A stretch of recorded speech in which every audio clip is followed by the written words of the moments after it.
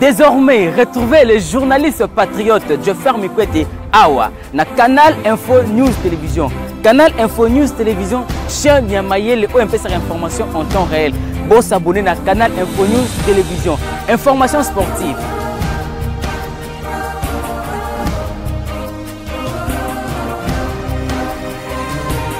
Information politique.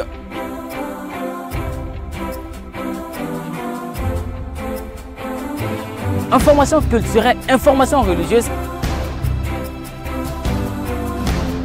Kaka Awa na Canal Info News Télévision. Bon s'abonner pour vous rater information toute actualité à mon côté avec les vôtres. Joffer Mikwete, les journalistes du peuple. Joffer Mikwete, les journalistes patriotes. Voilà, nous peuplerons ton sol, nous assurerons ta grandeur nationale. La République démocratique du Congo, mesdames et messieurs, bonjour. Bonjour de la grande équipe de cette émission. Comme d'habitude, je vais couper derrière la caméra. Grand merci à tous ceux qui aiment Joffer Mikwete. Je suis Mboka Congo. Grand merci à Baïno Sazala Kawana pour nous donner confiance. La fidélité de l'émission Bino Polele, Mandak, Bino Polele, Psychagnos. Et Zoami Bino, plus de 11 jours pour que RDC célèbre Congo. 63e année d'indépendance.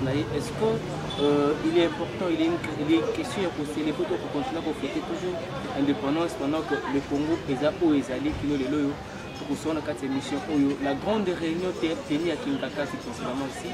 Donc, parce que mon corps va participer à la réunion à Zali Bongo, mon amboka, Nestor Kipalamoto. Élection, Tokosuyango, à la 4e émission, pas carte d'électeur, les lots, et comme déjà, on ne sait pas tout le bas. Et baby, est-ce que il faut tenir qui nous toque ma bonne pour la 2023 ou pour savoir origine en décembre ou tu peux bango na mon amboka Nestor Kipalamoto Zali Bongo invité na biso mon corps va cadre préparé à Joseph Kabila déjà bonjour et bonjour bonjour na aussi c'est vrai que Nicolas toujours tite ya bango tant qu'il faut baser la mieux informé parce que situation ya mboka ezali kosenga que non to ya moment yango donc s'il faudrait que chaque jour to bana koleka pona ba congomani ba yebaka basango ya mboka to poser tout président pour répondre à la question.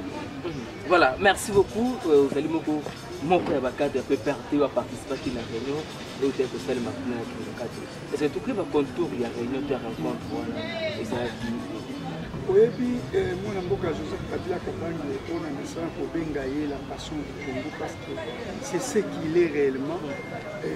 Avant d'acquitter un silence et beaucoup ont interprété dans le silence que non, à titre politique, Kabila, comme nous sommes à Bilanga, Kabila a la passion du Congo. Et je savais les pourquoi parce que moi, quand on a découvert Kabila, j'ai compris que non, pas si les années par rapport à Ndengemboka, ils allaient au Tambour. Oui, il faut reconnaître la jeunesse. Joseph Kabila Kabange ne peut pas laisser son pays et qu'il a dérive aux autres pays. Qu'il n'ait pas ses alliés de partout. À côté aussi Tamboka nae des batiweri et zombies. Il y a une insécurité pas simple. Même du point de vue institutionnel, l'institution en Mboka est comme fragilisée. Au moins, la jeunesse et les Cambo. Et c'est là qui est élection en 2018, et opposition à l'époque, qui présidence, les familles politiques à Joseph Kabila Kabange et la majorité dans l'institution. Mais Félix c'était avec ça la coup d'état d'abord institutionnel. Tant que l'économie va des juges. Pour rappeler, Mboka na minute tu es en 11 juges. Parce que Félix Tshisekedi a nommé des juges. Oyo ezalaki na violation ya mibeko parce que ba juge wana Kilomba na juge wana mosusu mandat na bango ezalaki esimilami aki konomme soi-disant affecté bango na place mosusu or ke mibeko ya mboka epekisa yango c'est là où eza na nne ya problème et si lelo vous allez vous rendre compte que non ces deux juges sont toujours comme ça et ils avaient refusé l'affectation de et n'a mis toujours en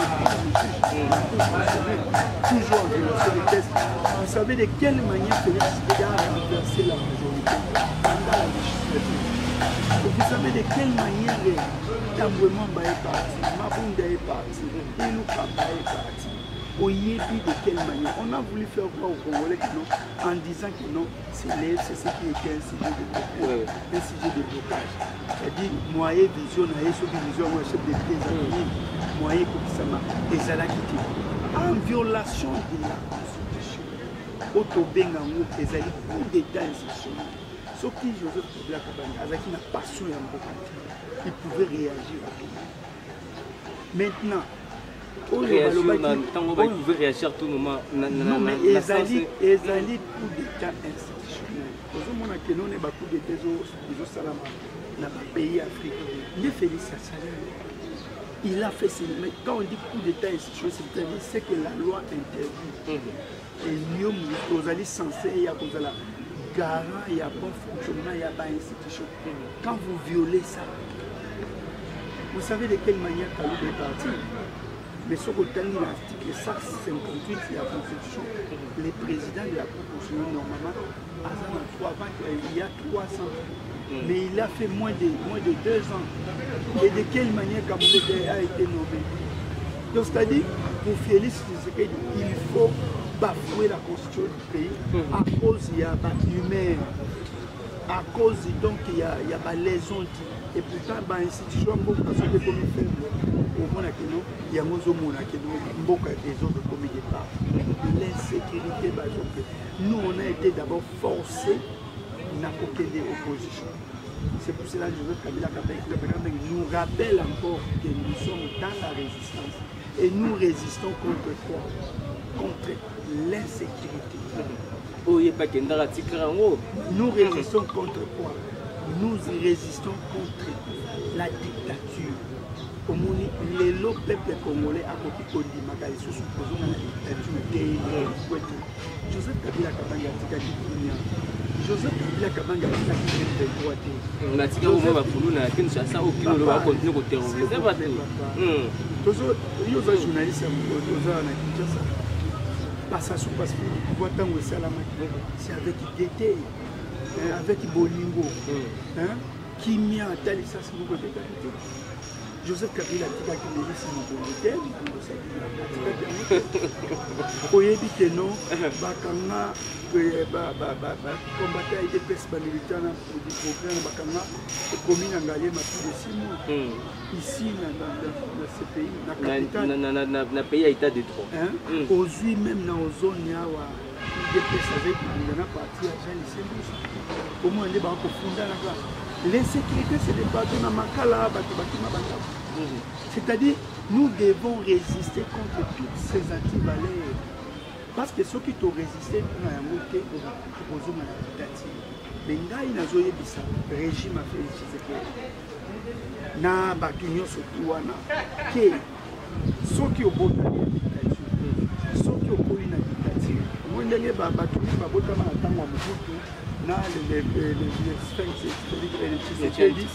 donc c'est-à-dire bazan esprit wana donc c'est-à-dire botami na tango ya dictature bokoli na tango ya dictature bokanisi ke no bokozongisa liso dictature yango nga nazoyesa bango ntango bino boswa soki bokotama na tango ya dictature bokoli na dictature eza mpe na baoyo babotami sikoyo bakoli bayekoli mpe koma kobengana dictature tozo comprendre yo koli okotami okoli na dictature eza mpe na baoyo bakotami mpe bakoli bayekoli koma kobengana dictature komona état d'esprit ya mosusu Mobutu avait fait 37 ans 32 ans mais azalaki na maki il avait chassé la dictature mais soki eza mpe na bao bakola babotama na esprit wana parce que constitution ya mboka mpe mboka il faut tout protéger. Aujourd'hui nos institutions sont devenues faibles. Aujourd'hui, qui représente nos parlements, nos institutions? Je vous dis toujours, Namboso, Nabat, pas de quelle majorité? Mais est-ce que c'est la même procédure de la table? Il y a des hommes forts que des institutions, des gens pour venir plus que l'institution, ne sont pas la mode. Les équipes dans le dossier, monsieur Elekina Parlement et comme le Sénat et l'équipe. Sans que nous, le président s'ingère. Aujourd'hui, Kabila Lobaka Natango Akala, ceux qui Félix Tshisekedi n'a pas réussi pour renverser la majorité, il coûtait cher. est-ce qu'il y a encore ça? Aujourd'hui, dans la député va commander Bangonde, ce qui est le quoi Félix Séguénier, les Kéfombo. Aujourd'hui, député commence à toucher un milliard. Mais est-ce que vous regardez la vie de la population? Aujourd'hui, le taux est à combien? Toutes ces choses-là, donc c'est-à-dire aujourd'hui, le peuple est déçu de la classe politique. Quelle représente la classe politique aujourd'hui? Surtout de ceux qui sont soi-disant dans la majorité. Il ne vit que pour eux-mêmes.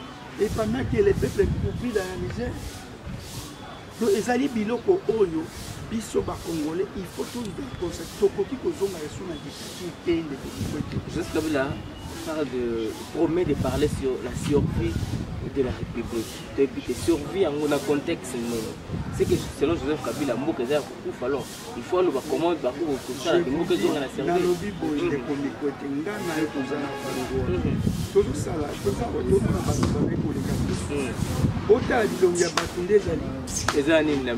Tu ne vois pas que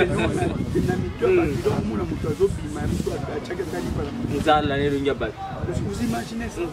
Il y a l'insécurité même alimentaire, sociale. L'insécurité,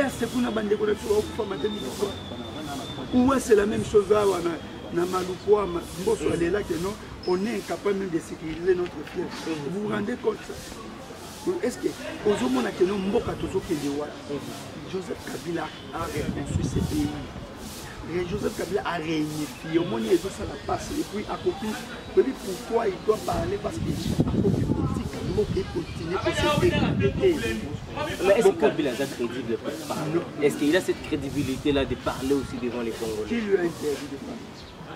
Au-delà, il y a l'organisme, au-delà de l'article, aux alliés pour restreindre, pour interdire Joseph Kabila Koloba. Étant un ancien chef de l'État, Joseph Kabila, il n'est pas permis à Koloba Makamou. Tout ce que ça atteint l'institution de la sécurité à l'État. Congolais, l'article 107 de la Constitution, Joseph Kabila a joué la liberté d'opinion. Dans l'article 107 de la Constitution, Omoni bango yango baloba ke non Kabila atiki politique na la saisa bango kaka simple Kabila atiki présidence na 46 ans mais atiki eli mutu a 57 ans pouvoir mutu na 57 ans ti a commis na 60 ans Kabila sika auto ko 52 ans de ti Kabila rozongela bokonzi a na âge ya mutu atikelaki pouvoir mais balingi ba komisa Kabila na retraite c'est-à-dire article 107 de la Constitution en boka biso ezo Kabila zali ko jouer na liberté d'opinion eza ko interdire bazo banga au nom pour un secret d'État, Kabila n'est pas. C'est un monsieur qui a la passion. Parle avec Kabila, tu vas comprendre que non. Tu vas tuer devant la passion du pays. Et papa, âge à Vénéva, tu sais, bateau, par exemple, image de Kabila, âge à Vénéva. Comment il a su pour réunifier, pour mettre tout le monde d'accord. C'est privé, mais il s'est concentré pour son pays.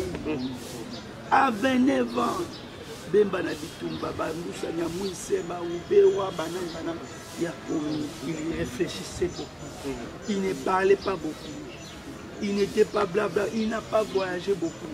Mais il était concentré. C'est ça un homme. Moi, quand je parlais avec Kabila, j'ai senti que je suis devant un homme d'État.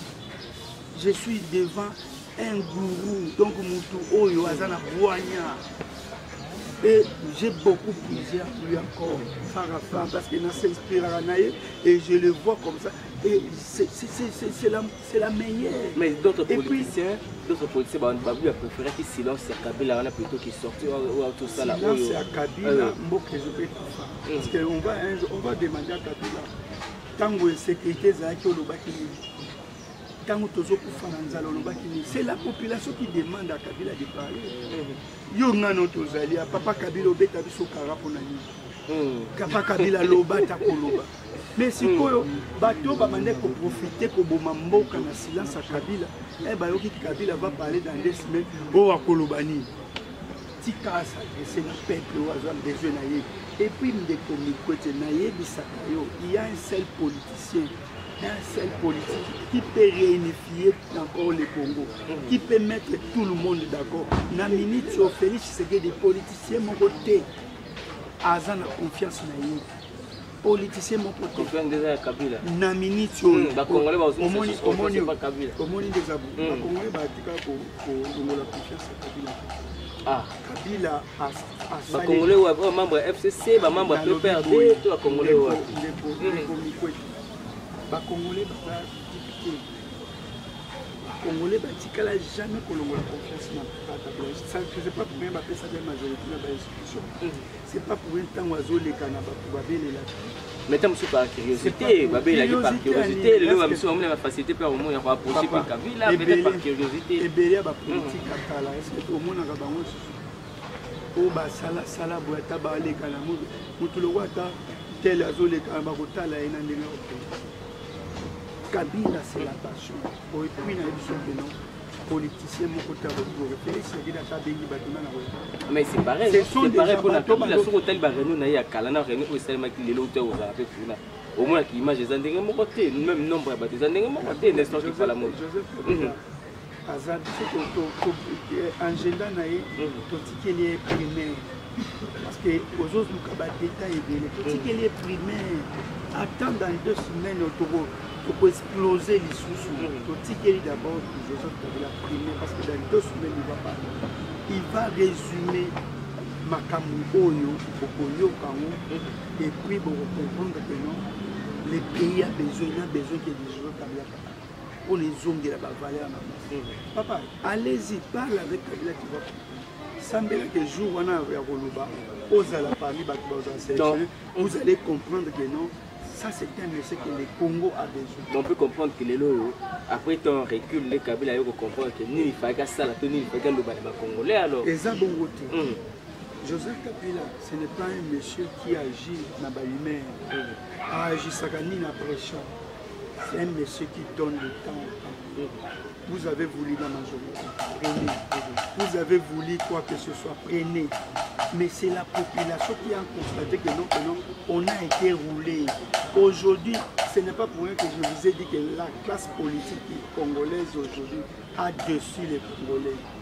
Union sacrée a dessus les Congolais. Union sacrée ne vit que pour eux-mêmes. On a vision à chef de l'État. Au deuxième appel, pendant que ta population meurt à l'aide. Il y a une situation nini ce qui est dans l'Est. On a combien des armées étrangères? Plus de 8. Angolais, Kenyans, Baboulindais, il a pris quoi? Bazali pour appuyer. Jusqu'à présent, Bounaga est entre les mains des rebelles. Pendant que nous avons fêté l'anniversaire, Bounaga n'a pas fêté une année, les 13. Une année d'occupation. Une année d'occupation. Et Kibumba, Kishiche, tous ces territoires sont occupés par les rebelles. Mais quelle est l'importance maintenant de la force régionale? Ils font quoi? Et ils mis sur le Mbokandé et Zaliko Kende. Pendant que nos forces armées sont traitées comme j'ai suivi les chefs d'état-major général qui dit que depuis 2015, même dotation à Kéli Bazan la moto. Mais il y a affaire régionale, il y a force régionale, ils ont processus Mobimba n'est pas qui par la moto.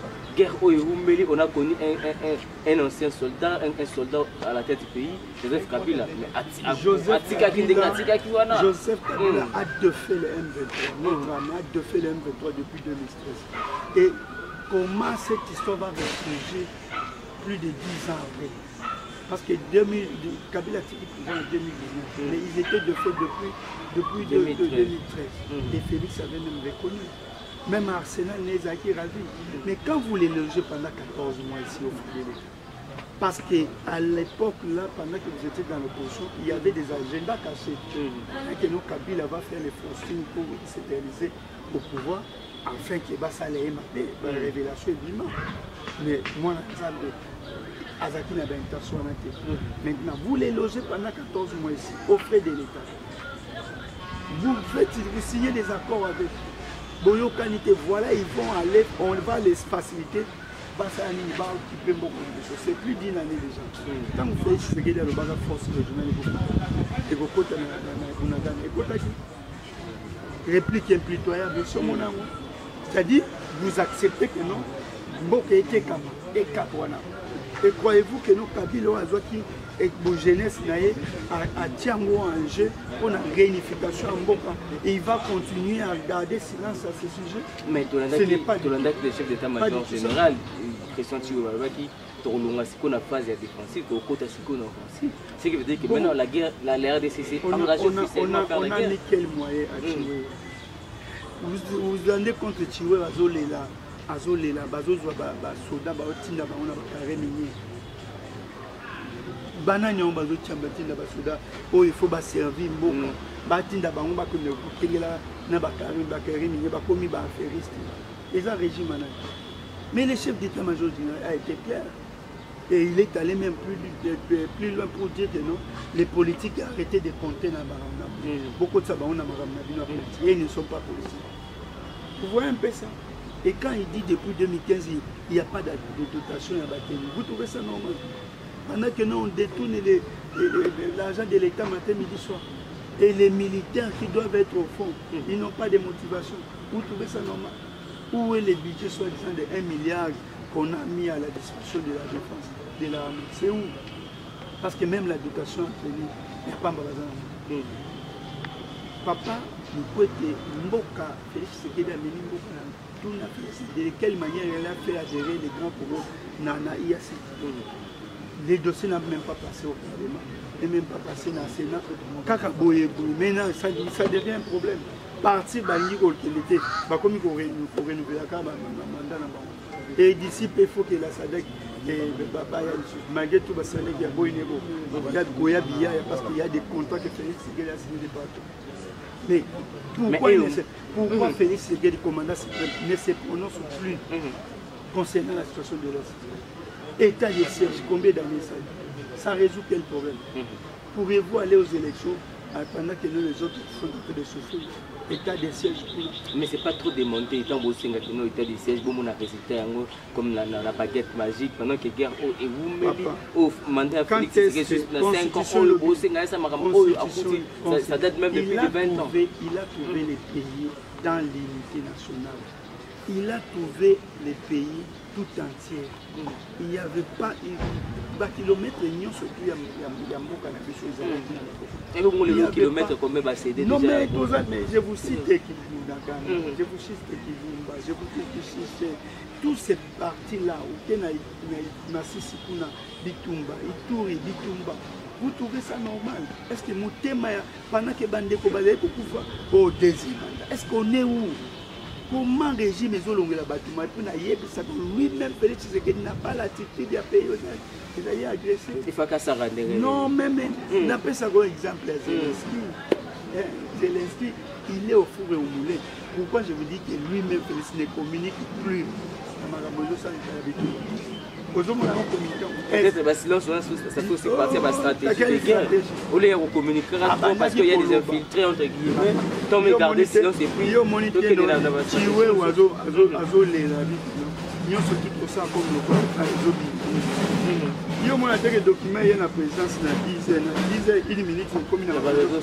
Mais c'est la même chose qu'ils font à l'armée. Le chef d'état-major général, il a décrié ça. Il n'y a plus de secret. Alors la solution c'est Joseph Kabila. La solution c'est la passion. La passion du Congo s'appelle Joseph Kabila. Il a une... Papa, Fanda na Kabila. Passion du Congo c'est Kabila. C'est un monsieur Oyo. Heureusement qu'il est vivant gloire. Et la solution viendra de Joseph Kabila. Au moins, il faut gérer les alliés et le passe. Il y a facile. Ils sont dans la gestion. Je vous dis, les gens souffrent aujourd'hui, le taux est à combien? Et on ne sait pas jusqu'à ce qu'on taux comme on a la festivité, dollar et comme on a combien? Et comme on a combien? Entre-temps, vie à la Congolaise et salaire à la Congolaise toujours 3,90. Et ce n'est que Félix, pour lui, c'est la majorité préfabriquée. Né à entretenir au détriment du peuple. Yango moni souvenir, peuple congolais a un souvenir à ma peine en régime, au peine à député la législative. Ce n'est pas qu'ils ont trahi le FCC, mais ils ont trahi électeur na bango de ciment et ba palissade bazwaki. Parce que le message cela ne vous dire message wana à cause est-ce que ce moment na pouvoir na bango quelqu'un réfléchir vous faire un résumé concernant la vie de la population qui vous a fait déjà ça. Et effectivement ils ont trahi les électeurs parce que ces gens-là ont été élus dans une famille politique. Non,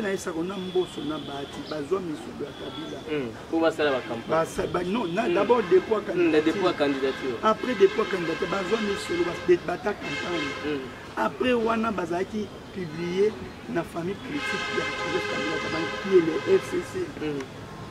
Bobandi, le législatif, donc il y a le Bosso la déclaration majorité, c'est la bien législature.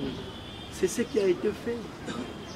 Il ou Kamba, le premier ministre, il y a FCC. Mais boni bino surtout, attaque non beaucoup sanzani, beaucoup sa peuple, au balouki, beaucoup de majorité à Motombolo. Est-ce que toza wapi? Mais aujourd'hui, Batouane est-ce que Bakozon a pas ce que ça va voir vos PCNI, na salle bino bola mu boye. Puisque le but Kabila est sa passion, Kabila est idéal. Après que c'est prononcé, tout c'est la mine. L'élection peut se pointer d'ici là. Est-ce que Kabila s'est prononcé parmi candidatures dans l'élection en 2020? L'élection qui maire Wana Toti déjà vous avez calme, 2 semaines et 2 semaines et vous avez calme. Vous avez biso, vous avez agité mingi. Biso, vous avez kimia.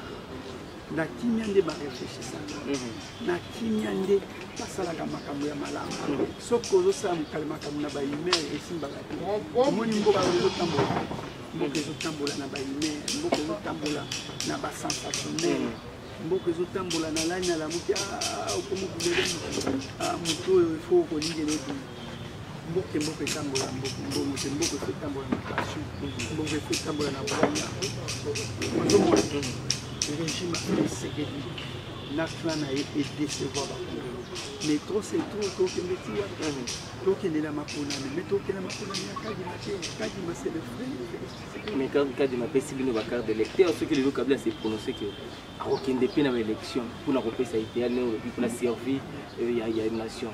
C'est qu'il y a aucun dépôt dans l'élection avec comme président Denis Kadima. Pendant que Bruno va coller net bien beaucoup il y a Denis Kadima. Oui. Tango régime ils ont respecté on peut quand même promulguer des lois organiques il y a CENI dans l'article 10 c'est d'abord qualité na banane pour que va déposer liste. Ce sont les composantes qui déposent la liste de leurs membres à la CENI. Mais ce n'est pas le cas. Qui a déposé les noms des matières? Ce n'est pas ni Raymond Tchibanda ni Emmanuel Bambé. Quand on a loi organique, on a l'article 10, si balobi que non, dans la province, mon côté, on a 2 membres de la CENI. Nous sommes allés Kadima, Kassai Oriental, Joséphine Ngaloula, Kassai Oriental, Patricia Seya, Kassai Oriental. Ils sont plus de 3. Mais loi Waneza est promulguée dans le journal officiel. Vous vous rendez compte même, voyez-moi promulguer à vos résultats. Croyez-vous que non, Congolais, il faut toquer et selon la loi, bon, vous avez déjà chéri que fraude n'a déjà, cette histoire-là ne va même pas passer. Aucun ne peut ça. Il va publier plus de 400 députés. Et puis à Kabole Binonda.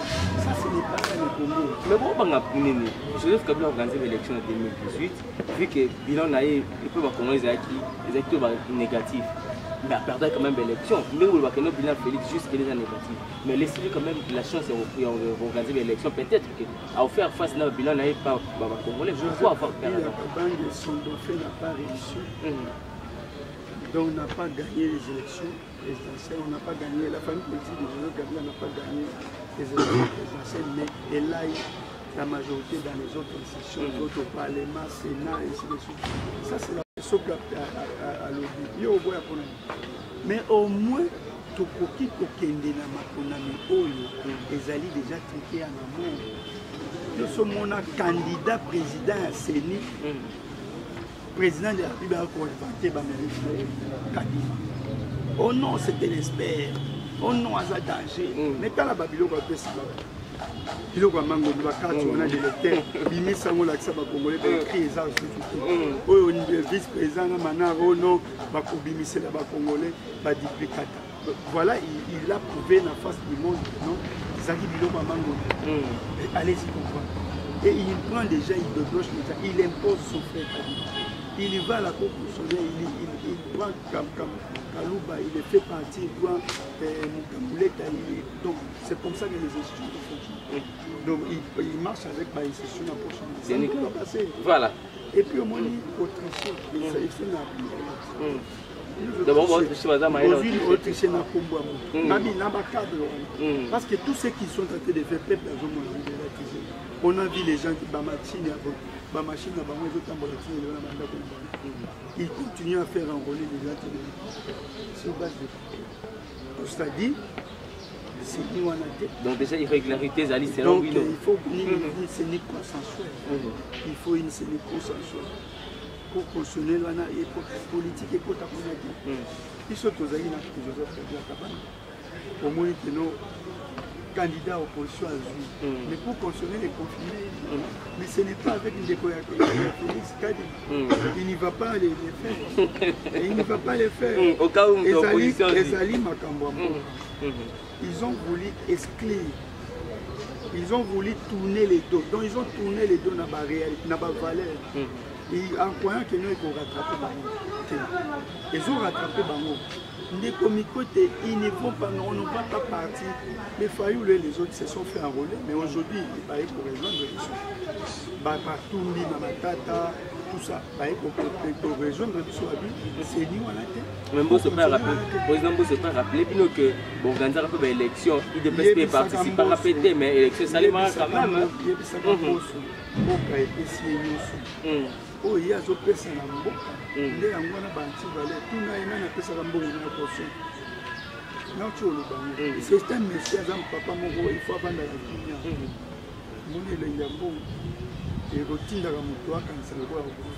voilà. Ok, peuple a pour ça valeur, pour ça que nos héritages parce que nous on va passer. Moi on a bamboso, on a babati, mais ils vont laisser à la population. Quel héritage? Comme on dit, on a bakoko bati. Oui, des souvenirs, bakongé bazano. Voilà bakoko ambos. Oui, des souvenirs, bakongé bazano. Et ben on est longue à corruption. Badouana bakompaka papa na ye. Wana basalaka boye. Basoma ba on a palissé. Baba nous a 21 000 $ pendant que le peuple a doit souffrir. Baza batona bandolo baba deuxième mandat, mais la population a doit souffrir, a doit tuer. Et baba dans qui force régionale tient l'élo. Est-ce qu'il n'a pas parlé donc c'est-à-dire c'est une classe politique oyo et s'aimer va souvenir à ma paix. Voilà. Et peuple congolais a zaï causé la il va que nous se pose à régler la constitution. S'il continue à faire les conseils, article 64 les alliés. Voilà, merci pour ce que tu as commis dans ce cas. Question sur la photo Kabouano, une histoire qui parle à moto. Est-ce que le Soui Kabila est en zone à pouvoir? Et vous allez pas pour préparer, donc vous allez pas pour ça là, mieux que pour Atikaki. Oui, nazo rappeler yo que moi na mboka Atikaki mboka na bavaleur.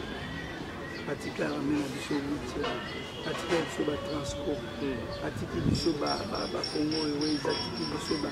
Aujourd'hui même l'esprit de vie ba boma. Il nous laisse un pays avec plus de 500 entreprises, plus de 500 entreprises, comme moins de 200. Il nous laisse avec 4 avions. Aujourd'hui, un mot qu'on a beaucoup de réseaux résistants. Il prend les mêmes, il y a 4 dans Kinshasa, transport, et bien, il pour la récupérer. Et dans la Banzela, qu'est-ce qu'on a ajouté?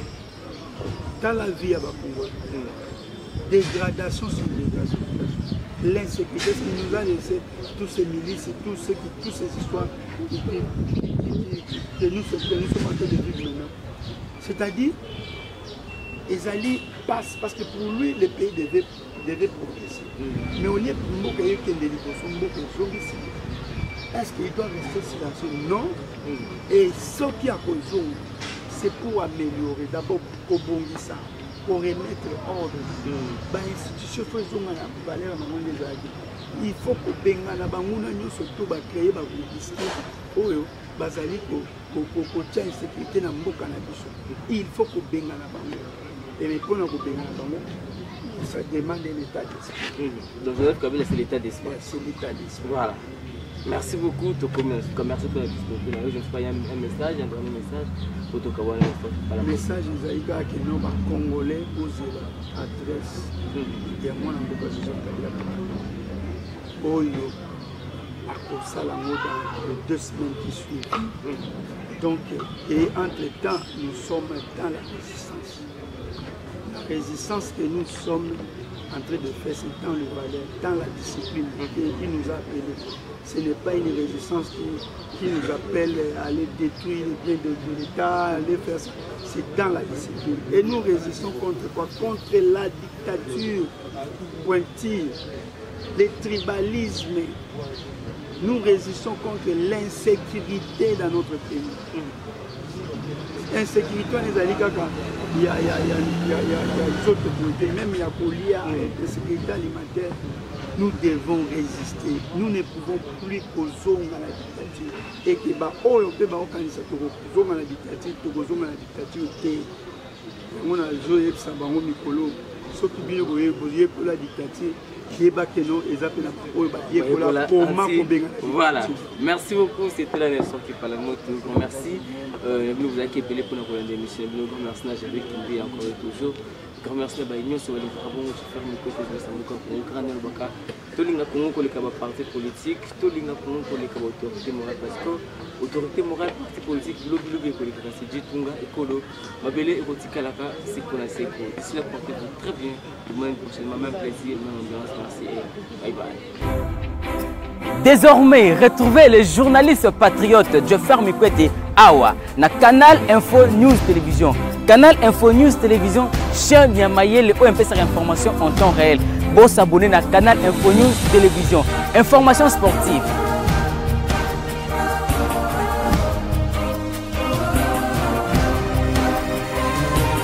Information politique.